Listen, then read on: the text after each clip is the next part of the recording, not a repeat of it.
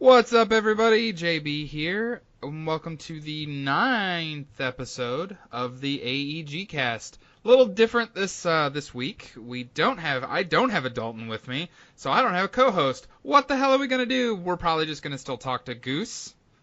Hey, everybody. And Marlon. Hey guys, what's up? So it's probably gonna be kind of short and sweet this week, just because of we all have busy lives. We're average, remember. We have things that we need to do besides record for you lovely people. But yeah, so we'll start it off like we always do with what you've been playing. So who wants to kick it off since there's only 3 of us? I'll kick it off. All right, go for it. I've mainly been playing Ghost Recon Wildlands. It sort of sucked me back in. You can't quit it. Yeah, I can't. Actually, I mentioned last week on the podcast that I was looking forward to playing the remainder God of War games that I hadn't played. Oh yeah, so you were saying that. Yeah, I knocked out Ghost of Sparta and I platinumed that in a day, which I'm very proud of. And next up is Ascension, and I actually decided to hold off. I'm like, I'm going to hold off. I'm going to wait to the 4-day weekend for me this upcoming weekend, and I'll knock off Ascension, hopefully. Right. But no, I've been just, like, Jeff has said it many times, and it still stands true today. It's just dumb fun. I mean, it is. It's like, I swear, I'm not gonna lie, I got a little tired of it in terms of, it was like, oh my god, it's repetitive. It's super repetitive. But the core gameplay loop is very fun. And it's just one of those games, like I was saying, you can just kind of put on, like we were talking about it this weekend, you can put on a podcast and just, veg out and just play and take down bases and do missions, because the story doesn't friggin' matter. It really doesn't. The gameplay is what that game is the most fun. Yeah, the gameplay. I'm like Jeff said, you can put on a podcast. You can put on our podcast and listen to that while playing a game. See, there you go. That's a good one. I did the same thing with what I'm going to be talking about this week. So yeah, that's pretty much it. In terms of the story, yeah, Jeff is right. The story, it's really bare bones. It's basically a Mexican cartel has taken over the country of Bolivia. And you're fighting against them, and you've also got rebels who, led by this guy called Pat Katari. You've got rebels who you can free, and they can help you out, and you can use them to strike mortars against the enemy bases, and you can use them to help you out in certain missions. That's pretty much it when it comes to Ghost Recon. I tried out the DLC. I think I've mentioned it before, but I have this pack. Which one? The Narco Road or the Fallen Ghost? Fallen Ghost. I didn't play any of the DLC for that game because I didn't own the season pass when I was super into it. But I would like to go back eventually and try that DLC. But go ahead and give your impressions. I'm curious. So I got this bad habit of buying games in the season pass and never playing the season pass. So I wanted to rectify. Don't we all do that? We all do that. Yeah. So I tried out. I didn't try Narco Road. Oh, that was the first one. I tried out Fallen Ghost, and I was disappointed a bit because it's essentially the same structure as the base game campaign, where you have to free certain bases. So in the base game, you have this big, huge web that you have to take down, and there are underbosses and there are mini bosses. And which I loved that aspect. Which was cool. Yeah, it was like a list that you had to. It was like a laundry list. It reminded me a lot of. Did you guys play Mercenaries on the PS2? Oh man, I heard about it, but I don't remember playing it, to be honest. But I know what game you're talking about. Yeah, well, in that game they had it was called the Deck of 52. All these bosses and stuff in North Korea that you have to basically dethrone. And it reminded me a lot of that. And I think that's honestly, my buddy and I that we ended up playing the whole game co-op with, we really loved Mercenaries. We would just take turns sitting there playing. Because Mercenaries is a single-player game. So we would just sit there, take turns, and just play it for hours and hours. And I think that's why we both like this game so much. Old school co-op. Yep. Mm-hmm. Passing the controller around, that sounds hella fun. Darn right. I know. Every time you die, keep it here next time. That's right. Right? The Fallen Ghosts. I guess I'm gonna spoil the story. So at the end of the is that okay? Can I spoil it? I don't care. All right.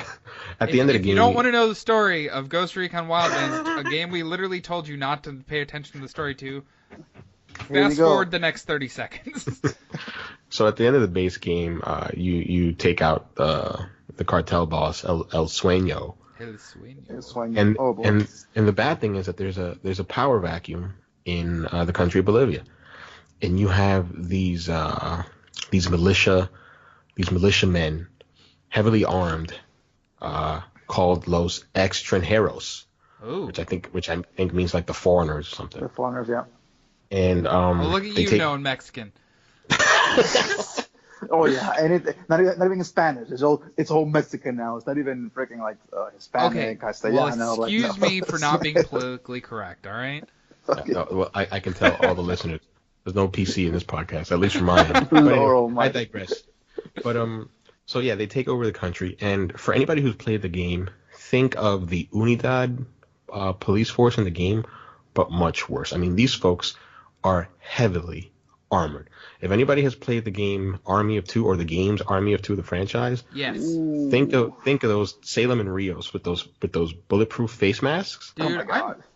let me That's just where take a quick aside. I freaking loved Army of Two. Yeah, those games are good co-op fun. They kind of drilled that series into the ground with the third one though. Unfortunately. It's EA. Man, There you totally go. expect it. Also true. So yeah, I played that a bit. It was basically the same structure. So there was this one big boss, which is the commanding officer or the general, I guess, of the Los Extranjeros, and then you got like 3 underlings, and you've got to free the area. So it's basically the same thing. It's a little harder. Also, once you get to level 30 in the base game, there's this thing called tier mode, which you can activate, and you get more XP, and you can actually rank up your weapons and your gear further than you could have otherwise, and if you didn't activate this tier mode. But it's not as fun as it sounds, at least not for me, because although you rank up extremely fast and your weapons rank up extremely well, the game scales. So the enemies also rank up with you and are that much more deadly. That aspect of it I didn't like because I found it. I guess maybe I suck. I guess I'm average, but I was dying quite a bit. I was playing with my friend Justin, and he had the tier mode activated, and it's pretty cool because you start off at level 50, and you work your way all the way to level 1. And he was at level 38, and like a couple shots would just take him down right away. And I'm like, man, you're a liability to this team. Damn. But yeah, that was pretty much the extent. Not liability. Oh Lord. Jesus Christ. That was pretty much what I played this past week. Ghost Recon Wildlands. I hear you. So, pretty good, man. You had fun at least, Yeah, for sure.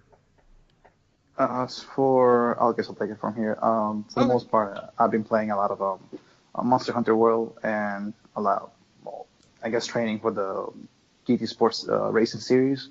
And yeah, cheap plug. Yeah, I'll get into that in a little bit, but for the most part, the more I get to play Monster Hunter, the more I'm like, this world is freaking beautiful. The locales, like everything that you have to do for the expeditions, like I don't have a 4K monitor, but my monitor is about, I guess you could say, middle of the pack. It does 144 hertz, so it's really stable and I like it, 1080p. But I can see people playing 4K on this game and just not wanting to play anything else. It's beautiful, man. It's very pretty. I'll get into more when I talk about it. What game is that? Monster Hunter. Oh, I'm sorry. Okay, Monster Hunter for sure. The more I play, for example, I'm enjoying a lot using the bow and dual blades. Because I was talking to this guy saying, I like using the greatsword, and that's the only one that I feel gives me the best bang for my buck. And I'm thinking, I guess it's for playstyle. I mean, like if you enjoy using dual blades, you'll have more fun with that than using a bow. I guess it's just for different people, different playstyles. But for me, I'm enjoying the bow and I'm enjoying the dual blades. As for the armor and stuff like that, like I really want to get some high-end armor, Jeff. Like it's really freaking cool. That's it's tough, man. That game is a grind, and it's a good grind in some aspects, but then it can be, if you have to farm the same monster over and over and over again, it can be extremely daunting and tiresome very fast. And honestly, I'll kind of segue into like kind of how I felt. I really like that game. I love the Monster Hunter franchise, but I'm starting to already find what's happened with me, at least with Monster Hunter, I eventually get to a point where there's so many hurdles that you have to get over and such a hard grind that you have to do that I don't want to do it. Like when I sit down to play the game or play a game, I'm like, do I want to fight with Monster Hunter for 20 minutes to get kind of acclimated to it, or do I want to just throw on something that I can kind of pick up and play and be just enjoy. Enjoy, for exactly. Me, and it's not that Monster Hunter is a bad game whatsoever. I did actually. I don't know if you noticed, if either of you watched the Thursday Night Throwdown from Thursday. Figures. I started the game on PS4, and as opposed to playing when I was playing on the Xbox, I was using dual blades. I actually started with the bow, and I found myself having a easier time kind of wrapping my head around the combat, because you don't have to stop and sharpen your blade all the time, but you do have to worry about ammo types, because you start with a basic ammo. It's like close range arrows, and you have to get pretty up close and personal with some of these monsters to even do a smidge of damage with a bow. One thing that I learned really quickly, and I'll get into that, but it was when I was using the bow, I felt much more agile about it. Like, okay, I can hit him a couple of times, regroup, go back, get a couple of healing potions. With the dual blades, it was I'm doing massive damage, but if I'm not careful, my sharpness goes away, so I have to stop, regroup, sharpen my blade, and a lot of the times when I was fighting the Anjanath, I got killed. Like, I got freaking wiped, 12 times because of that. It wasn't because of the monster, it was just because I had to go back, resharpen my blades, and at that moment, the Anjanath would just take me out with one shot, and it was really annoying. I think I spent about 6 hours just trying to kill one Anjanath. And right. Yeah, I tried. I was doing one of the expeditions, or one of the not the expeditions, but the the fetch quests, the research quests. Oh, that was a pain in the butt. They're kind of nice and relaxing, but they can also be the one I did in the stream. I had to get honey. Oh God! And I just had in the first area. They're on the opposite. There's two spots that I could find, and they're on the opposite ends of the map. So I was literally running. I'd get 5 things of honey, so I had to literally run back and forth for 10 minutes, trying to get what I needed to get, and it started to get really frustrating.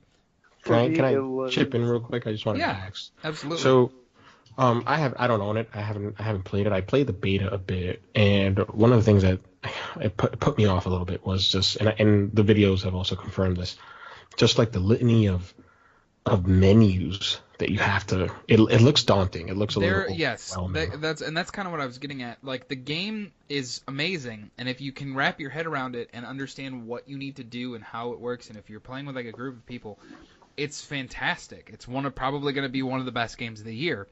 The problem is the learning curve is so massive. It's a bit steep for some people, man. Yeah, even it's going to turn quite a few people off to the game, and even the Monster Hunter World version, this current version is better at holding your hand than any other Monster Hunter has been ever, and it's still daunting. Wow. Okay. And another thing too, I'm sorry, Marlon, but I saw this video. Actually, I don't know when they posted it, but it was by Mike Mahardy from GameSpot. It was actually pretty cool because he sort of broke down the game and he sort of sold me on it. I'm like, okay, I need to eventually get this game. It's definitely a grinder, and the way he explained it was, you kill monsters, you build armor, and that allows you to fight stronger monsters, right? And then using that armor that you built, you can kill stronger monsters and get better armor. So that's basically the core gameplay. Yeah, loop, that's the loop. You will. Yeah. So I'm like, okay, that sounds fun. That sounds pretty interesting. But he said that unlike other looter games like Division or Destiny or what have you, you can, for example, when you play, for example, Destiny or Division, and you want a certain item, you're working up against RNG. It's not a guarantee that if you keep banging your head across this wall that you're eventually going to get what you want. But yeah, he mentions... I read an article basically describing that. That's nice that it's a looter, but it's almost a guaranteed loot if you take down a monster specifically, you know you're going to get X amount of things from that monster that you need. Yeah. That you need, yeah. So that's definitely true of this game. Oh yeah, definitely Wow. true. Like if you need, like, let's say you need what's the fat thing that eats things and swells up? What's that thing called? I can't remember. Which one? The first. Oh, the Jagras. Like the first yeah, monster. the Great Jagger, yeah. Yeah. The If Great you want to craft Jagras armor, you have to fight a Great Jagras X amount of times to get X amount of, materials from him to create the armor that you want, kind of thing. All right. Okay. And just real quick, they were saying that it gets sort of repetitive because I think they said there's only like 27 or 26 monsters in total, but eventually you like face harder versions of them. Have you guys come across that already? I haven't, because I'm still only a few hours in, so. Okay. For example, actually, that was my goal after I get the podcast edited, breaking the fourth wall here. But after I get the podcast edited and ready to go, I was actually probably going to dig into some Monster Hunter possibly tonight. I haven't decided yet. I've been playing another game, but which I'll get to in a minute once Marlon's done. But you can always play Tacoma. You're not gonna let you're not gonna let it go until I finish. How long is that game, by the way? I don't think he's gonna let it go until everybody in the freaking world has played that game. Well, it's starting to become like Dalton and Nier. Like, yeah. we're all gonna eventually have a game where it's like, shut up and play this fucking game. I think that was for me. Sorry to derail. I really just enjoyed it. Don't worry about it, man. No, you're good, man. I think that was for me. The game that I kept telling people to play was Journey for the PS3.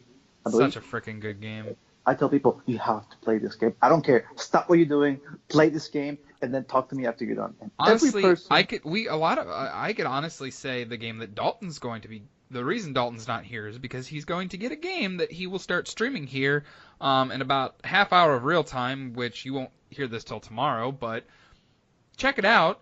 At least check out the video once it goes up on YouTube. But he's getting Shadow of the Colossus. And that's honestly a game that I think everybody that is even remotely interested in video games at least needs to try. You may not like it, it may not be for you, but it is one of the finest crafted games I think I've ever played. Yeah, and the remastered edition looks absolutely beautiful. It's I cannot, gorgeous. I picked it up. I ended up buying a copy, but I did digital, so I will not get it till tomorrow, or tonight at midnight, technically. Mm-hmm. But I cannot wait to see that thing running on a PS4 Pro on my 4K TV. It's gonna. I cannot wait. Yeah. Gorgeous. That Digital Foundry feature that they did on the game was awesome. I was like, yeah, it looks really pretty. Yeah, definitely. Thinking back on the Monster Hunter world, there was one thing that. Yeah, we went way off base there. Sorry for that. But the thing that I like the most, I think that I'm enjoying the most about it is the fact that I get to play with a lot of friends that I usually don't play with because of that. Right. And when because we are it cultivates a different crowd. Yeah. So when we're playing on a 4, because the way this goes like this, and don't quote me on this, but the thing is that there was an article that said that I think it's almost on Kotaku that it doesn't matter. The game treats it, the multiplayer section, as even if you have 2 people, it still treats the monster's health as if you have 4. Yes. Which makes it much more challenging. I'll tell you that, especially when you're dealing with a stupid Kodachi that keeps freaking shocking you, electrocuting you every freaking time. And I'm not even going to get into that bullshit. So we were trying to. So this is what happened. So basically, we're trying on a 4 multiplayer guide. We're 2 of us trying to kill a Kodachi, and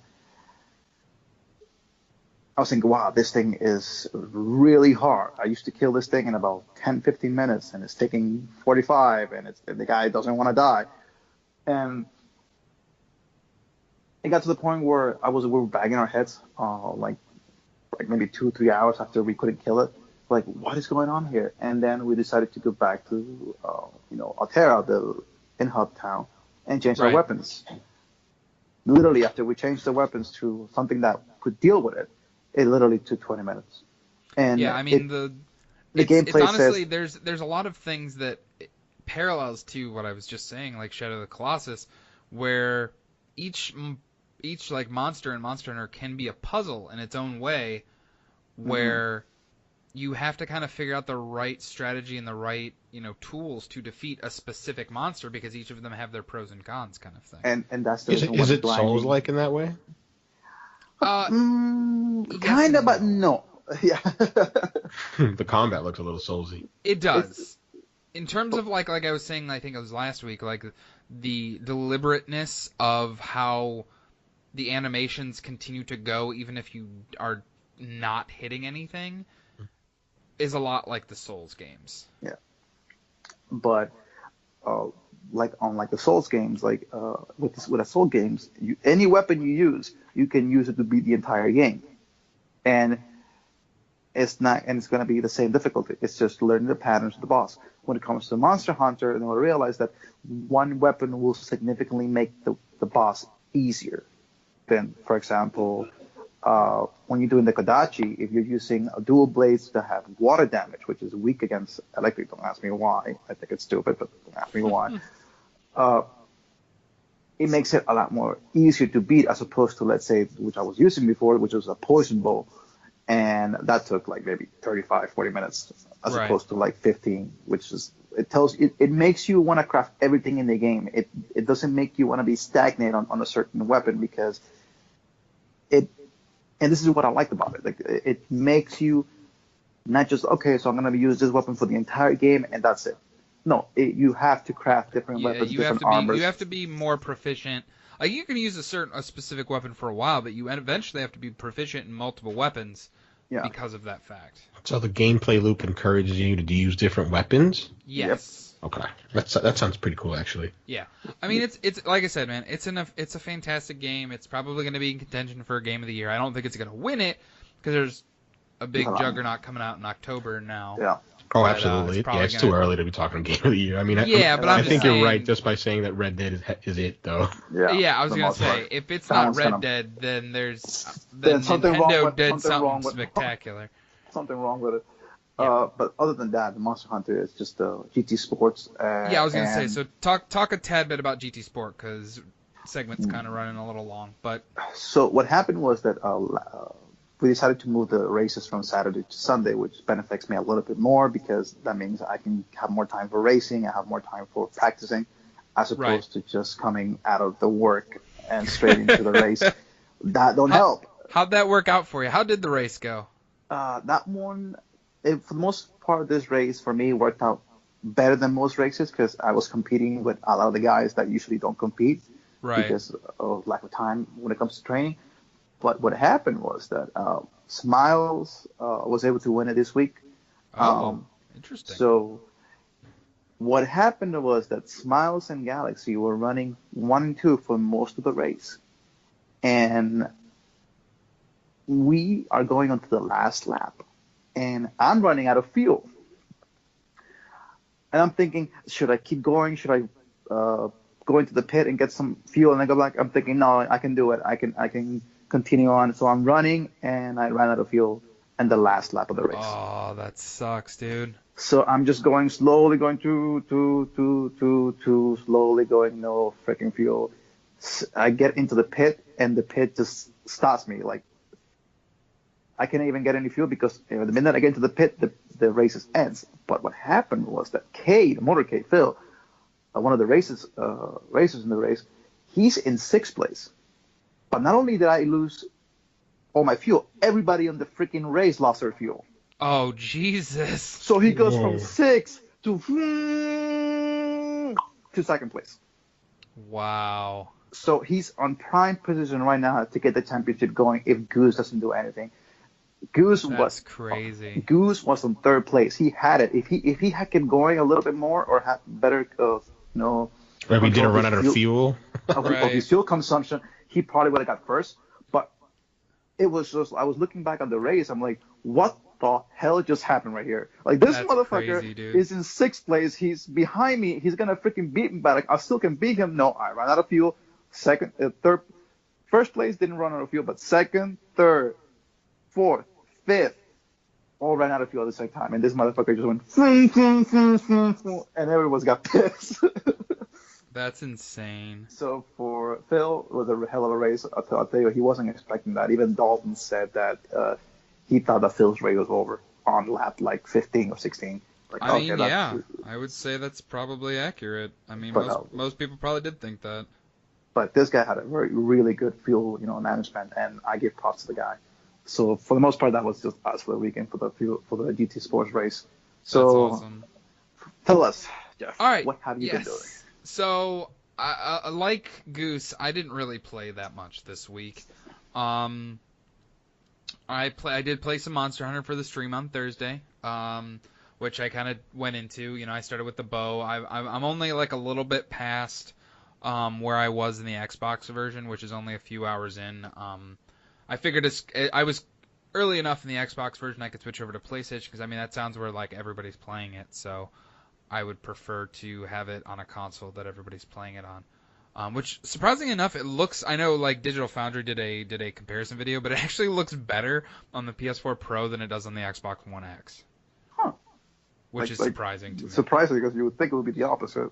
You would. It looks better on the Pro, which is crazy. Yeah, the draw distances and like the resolution overall is better on the Pro. Yeah, even the level, not level of detail, but the graphical flourishes is actually better on Pro, which that actually took me aback. I'm like, okay. Yeah. I 100% agree. I was very like, wait a minute, this actually looks better. What the hell's going on? Yeah, they need to optimize that on the X for sure.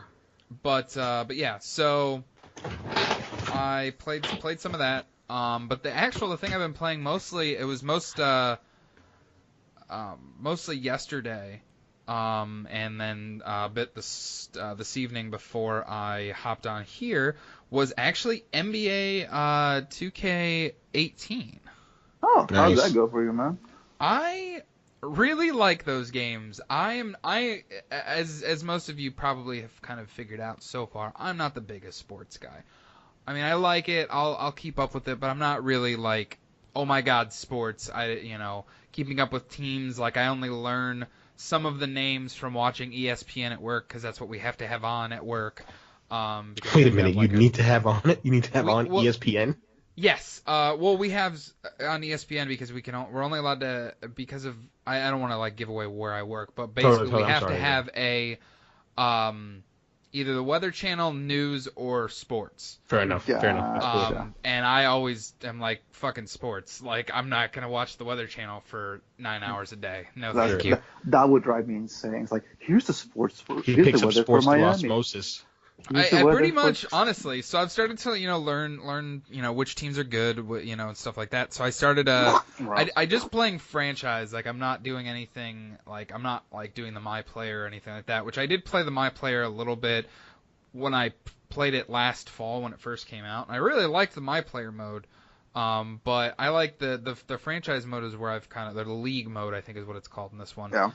Is what I've been mostly playing. I'm playing as the Houston Rockets because I love James Harden. Fair enough. And I did a random draft, and I've actually I picked up Patrick Beverly, who played for the Los Angeles Clippers. Okay.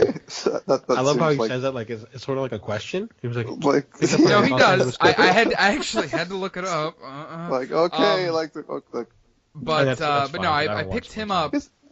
And he's like he was a 78 overall, and I've already gotten him up to almost an 80 overall in 10 games because I just kill with him. Like, for some reason, I just am amazing with him. It also helps that I probably knocked down the difficulty sliders quite a bit, that he can sink some easy shots. But, like, I looked up his, like, real-life career, like, points per game. His career points per game is 9.4. In my game right now, his career points per game is 28.3.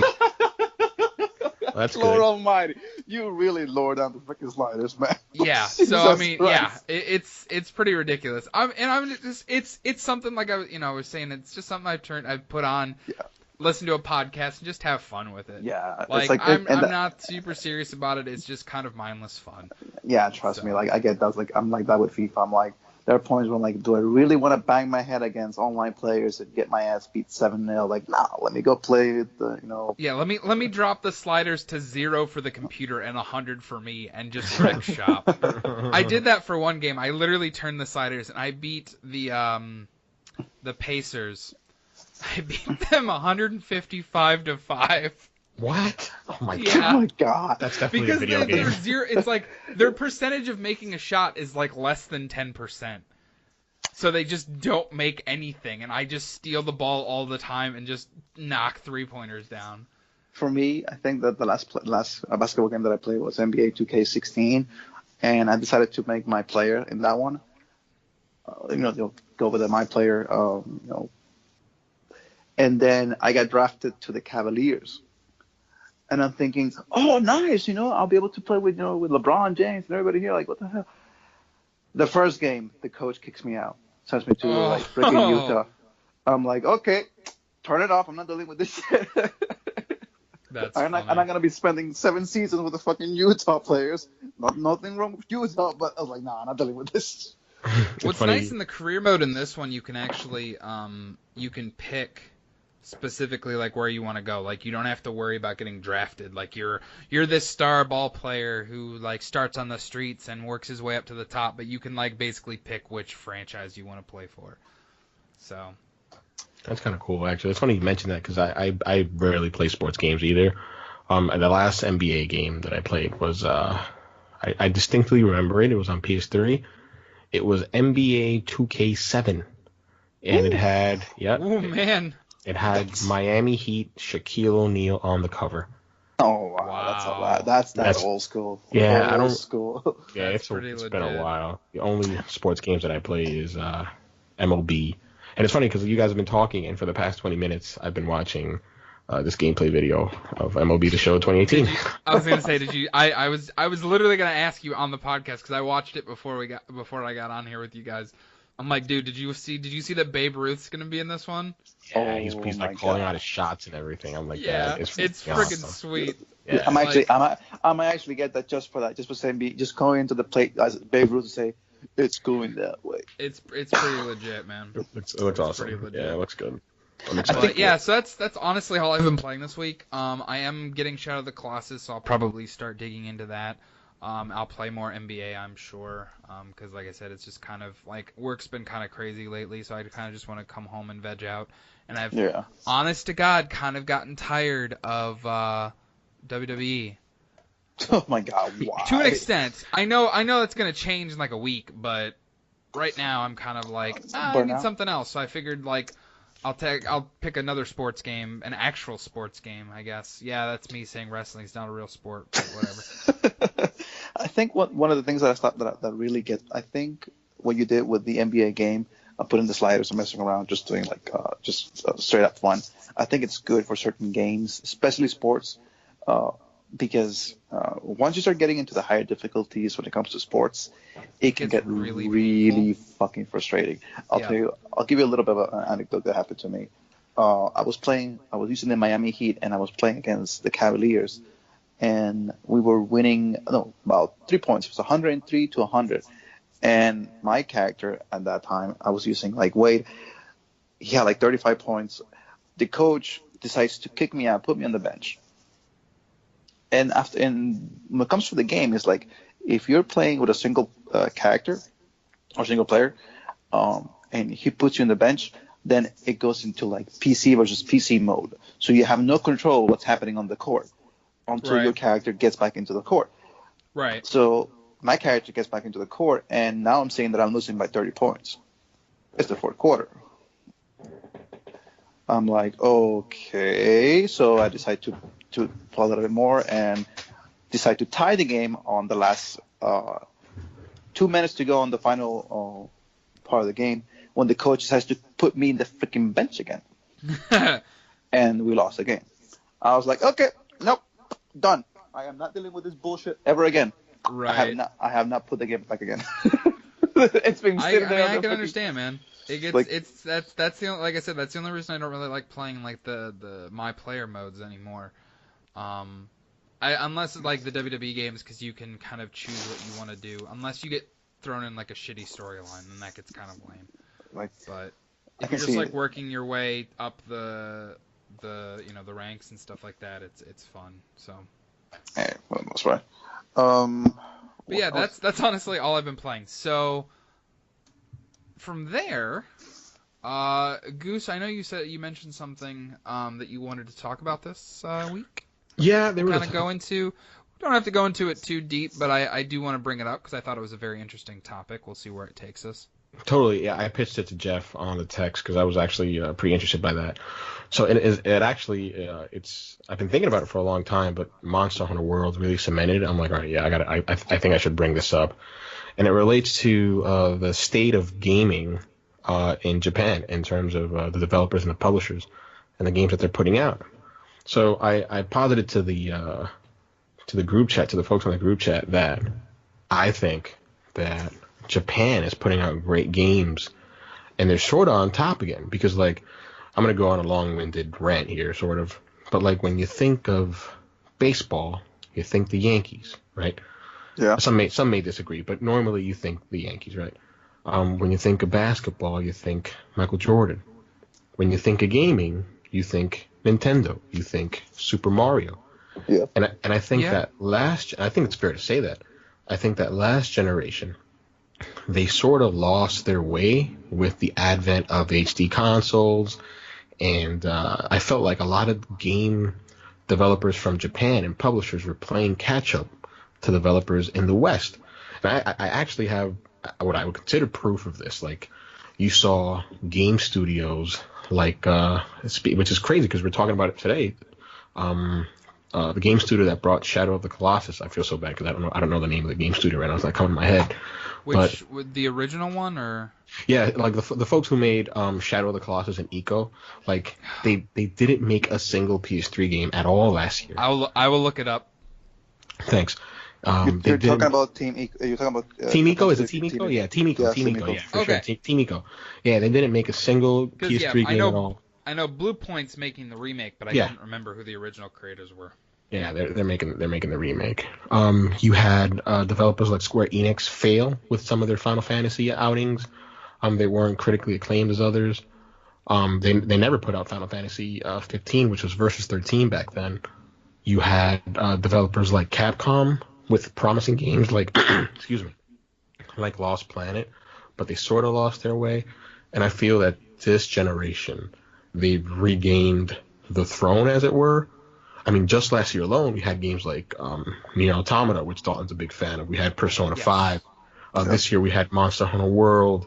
We're going to get a Ni no Kuni sequel, as it were. I keep forgetting that game is coming out, and I'm so freaking excited. Resident Evil 7 came out last year. Yes. So my question was basically, do you guys feel the same way in terms of, hey, Japanese developers and publishers dropped the ball last generation, but this generation has sort of picked it up? I mean, I definitely agree with that statement. It's definitely when you look at games this generation, you see a lot more popularity, at least in the hardcore demographic of gamers, focus on the Japanese games. Whereas, the mainstream still sticks to their Call of Duties, their sports games, their Grand Theft Autos, stuff like that. Yeah. But yeah, honestly, like, there has been this, I don't know if I want to call it a renaissance, but it seems like there are a lot more prominent releases from Japanese developers this time around. And stuff like those titles that you mentioned, Goose, like games that you can kind of point at and be like, this is made by a Japanese developer, and it's successful. Yeah, that's the biggest thing. Yeah. Specifically with Nintendo this generation, with the Switch just created this phenomenon that, we used to, I'm trying to think of the word, like basically compare, if you talk, we're talking about video games, generally you were a Nintendo kid or a PC gamer, and if you were a Nintendo kid, you were essentially a Japanese developer focused gamer. Yeah, because sure. Nintendo has been very Japanese in the past, and they've made very Japanese decisions. I think it's funny, and honestly, I don't know if it's. I'm kind of actually touching on something now that I kind of just realized. Like, I don't know if it's that Japanese developers have have started to gain a more Western mentality to stuff. And that's exactly it. Yep. Yeah. And that's why there's so many great games made by them now, because a lot of these Japanese developers used to pick a genre or a game franchise and be like, this is our niche. We're only basically playing towards these people, and that's the way it's going to be. I mean, look at Monster Hunter. Monster Hunter, for years and years and years was a very niche title. You had to jump over massive, massive hurdles to even get into it, to even enjoy it. The people that did, me included, it was one of the greatest games I ever played. But, now you see these design decisions with Monster Hunter World that are Western focused and mainstream focused that get more people into the game. And I can't keep telling you how many people I'm hearing, yeah, I never thought I would like this game, but Monster Hunter is really freaking cool. And it's been huge in Japan for years. That's the thing, though. Yeah, I mean, whereas Grand Theft Auto or Call of Duty are system sellers when a new console comes out. The West. When a new Monster Hunter comes out, that the world stops turning in Japan for Japan, because I mean it's legitimately they like schools shut down. They have to release them on Fridays so kids don't play hooky just to go play it. It's in like if you go on a train or a bus over there, like, and you see somebody with a handheld system, like 9 times out of 10 they're playing Monster Hunter. Like, it's insane.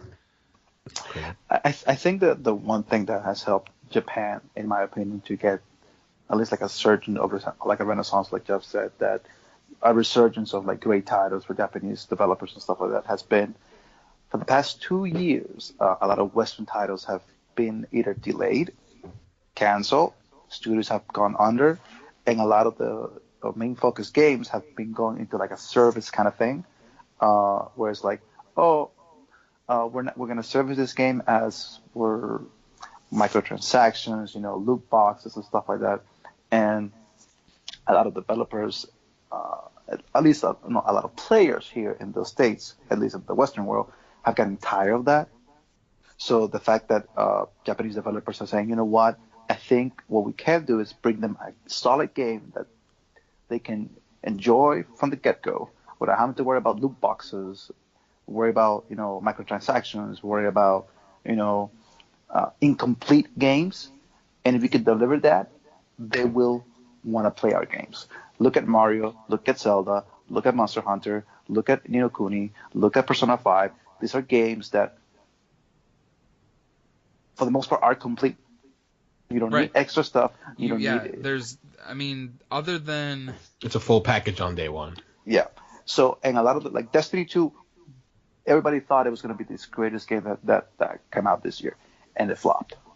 A lot of the players that I know that play Destiny 2, for the most part, are going away from there. A lot of the streamers, a lot of the Twitch players from it are moving away from it because it's not that package that they were, sold on.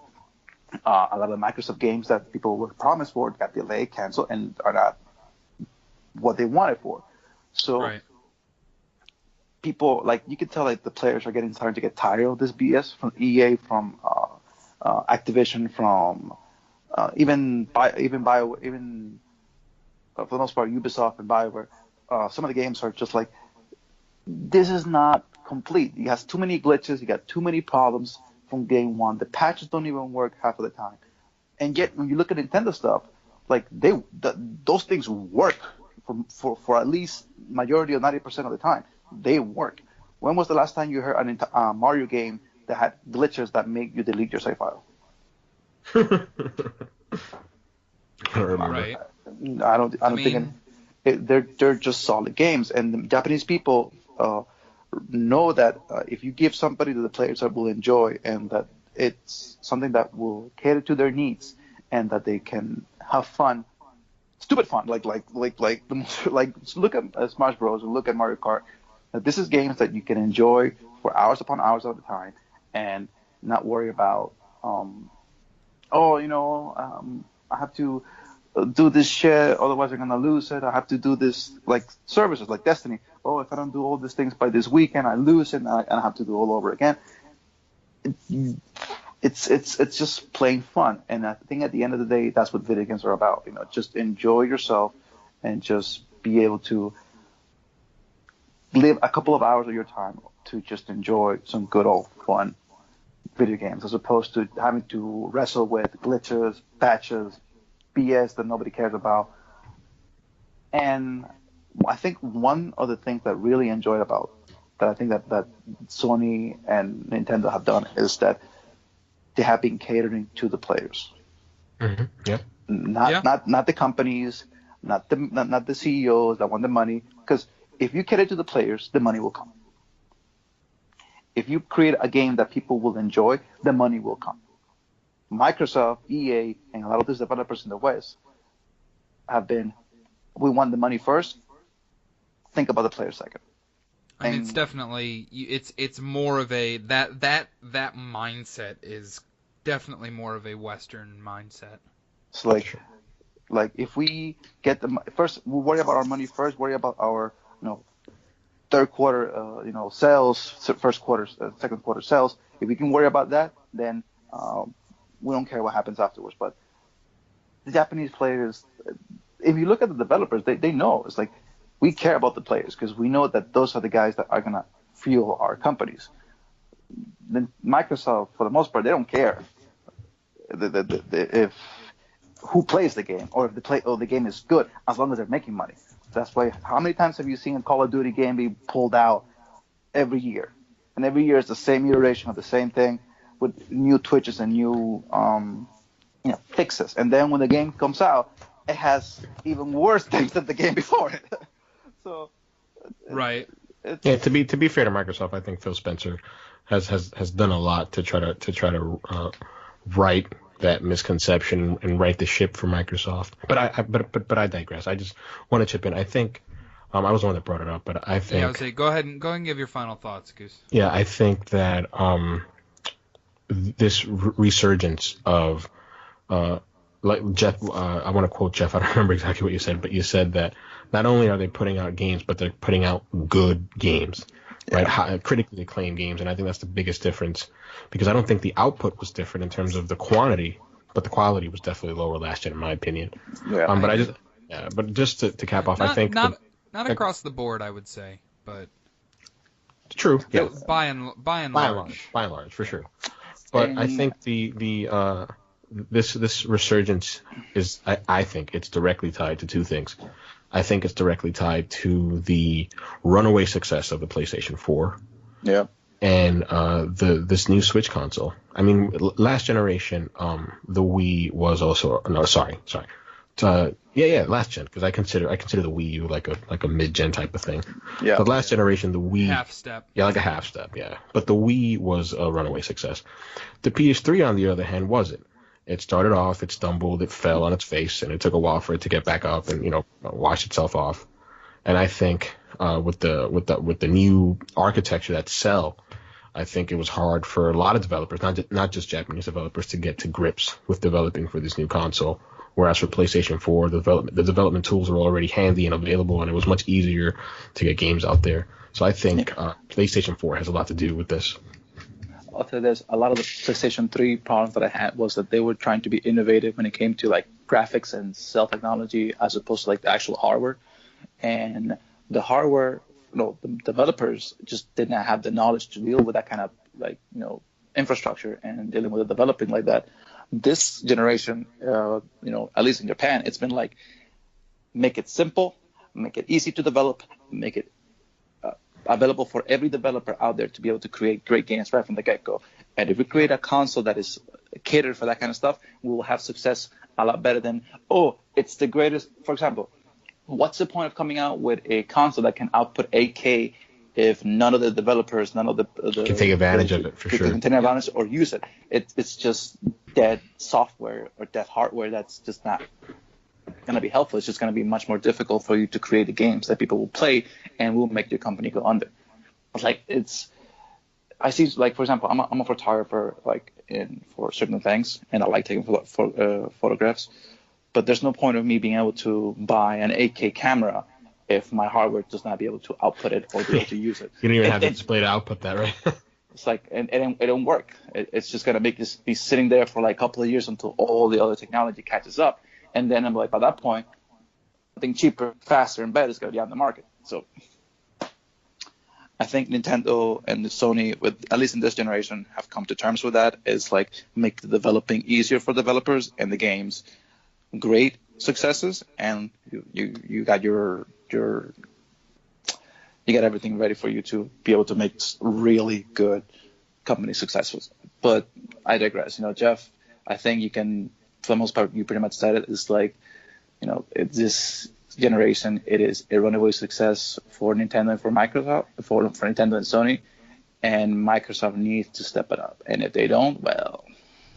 Yeah, I mean, that's something we talked about, mentioned last week with the whole EA purchase and stuff like that. But, all that's still rumors and speculation until Microsoft actually makes... I mean, I feel like they're making these moves because of that. The, Game Pass stuff, but, I mean, that's another topic for another time. But, we're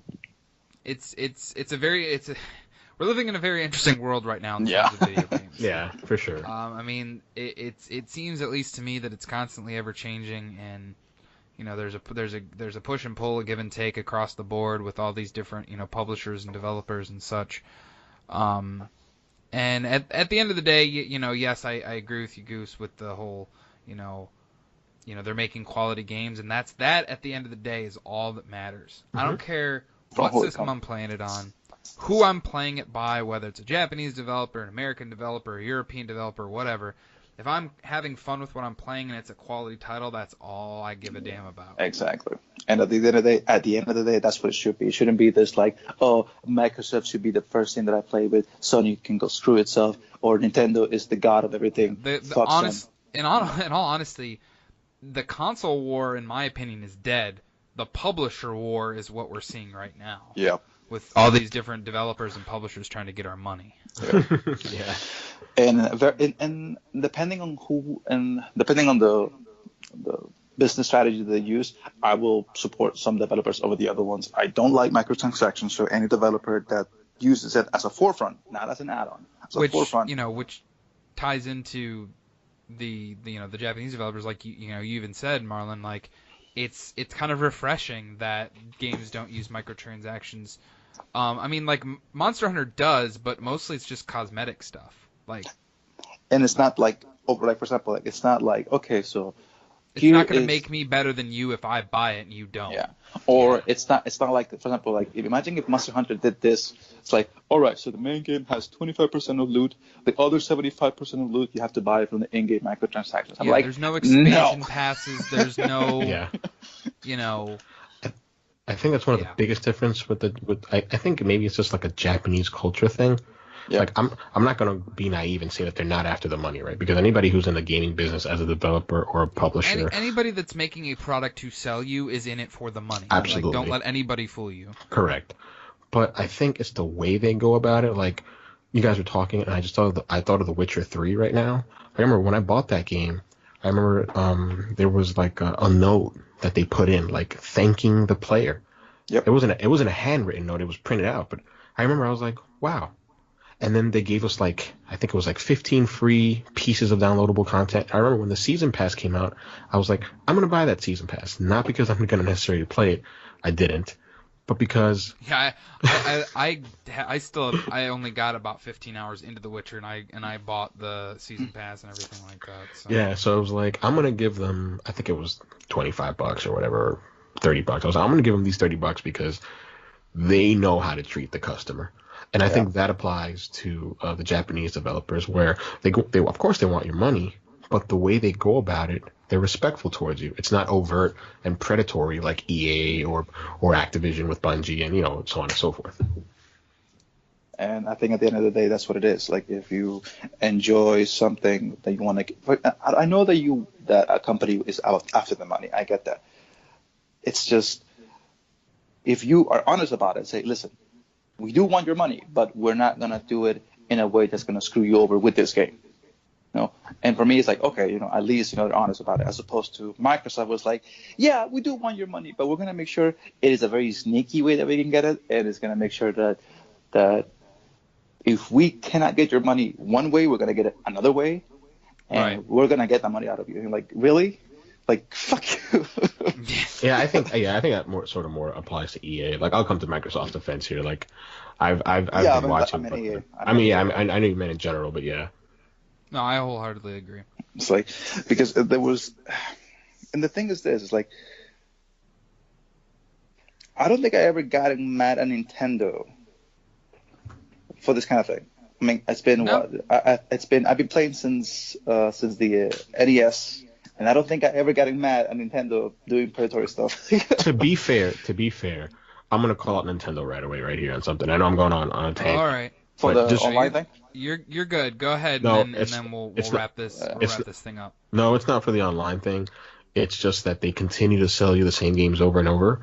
So, for example, if you owned a Wii U and you owned 100+ games on Virtual Console, I'm pretty sure when Virtual Console comes to Switch, if it ever does, I'm pretty sure you won't be able to play those games. I'm pretty sure you'll have to rebuy them again, and that sucks. Oh yeah. Yeah, You absolutely. I mean, they just put the original Mario Brothers out on the Switch Yeah. for $8, which you have to spend again.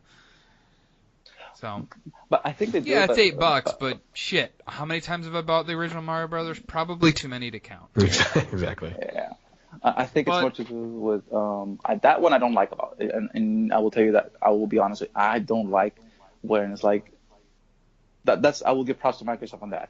The fact that you're able to play all your Xbox 360 games at no charge with the At least the majority of the ones games, you want. hold on, at no charge, I'm like, that's a great thing.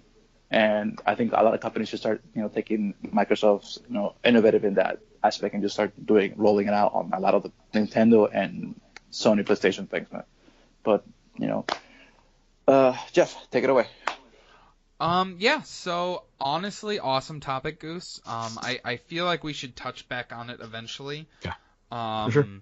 Once we kind of get through more this year and see who, which games are really kind of standing out in the forefront. 'Cause, I mean, at least this spring, it's a lot of very Western releases with, Far Cry. Well, Far Cry's made by a French studio, but Yeah, I know what you Far mean. Cry, God of War, stuff like that, where the actual studios making the game are Western and not Japanese developed studios. So I would love to touch on this topic again, and kind of also get Rob and Dalton's thoughts on the topic as well. I think would be very interesting. For sure. So yeah, that kind of wraps it up this week. I don't really have anything else really to talk about, unless you guys do. I think for the most part, I think we had a pretty good episode today. I think we're just going to call it at that. Yeah, I'll hold off on that the dessert for sounds today. good to me. So definitely check out all the rest of our content from Average Everyday Gaming. Check us out on YouTube. Check us out on Twitch. And on Twitter, follow us at AverageGaming17. Currently, I'm actually looking at it on my phone. Dalton is playing Shadow of the Colossus. Check out the A stream. little bit early. He's streaming it on our YouTube channel, so even if you can't you won't hear this till after the stream is over, but definitely go check out the video of the content, because good God, this game looks gorgeous. Yeah. My word. Like, they did an amazing job at this remaster. I cannot wait. Like, I might stay up till midnight to play this sumbitch. I don't know, because I don't have to work tomorrow, so. Bully for you. Lucky for you son of a gun. Well, that's the weird thing of working, essentially being a retail version of the job that I'm in, is my days off are all over the place. Fair enough. Okay. Well, okay, not bully for you. Yeah. Anyway, but yeah, check out all of our other stuff, guys, and we're gonna be trying to get these podcasts up as soon as possible on iTunes and Google Play and stuff like that, because with the test episode that I put out this week of the weekly gaming updates, we kind of want to differentiate the podcast from YouTube as much as we can. I know we've been talking about this for a while now, but I wanted to do it by episode 10, and guess what? That's next week, so I better get on this. But yeah, so check out all the rest of our content, and please, subscribe, follow us, let us know what you think of everything, and until next time, we'll talk to you later. Take Bye, care. everybody. Have a good night. Enjoy yourselves.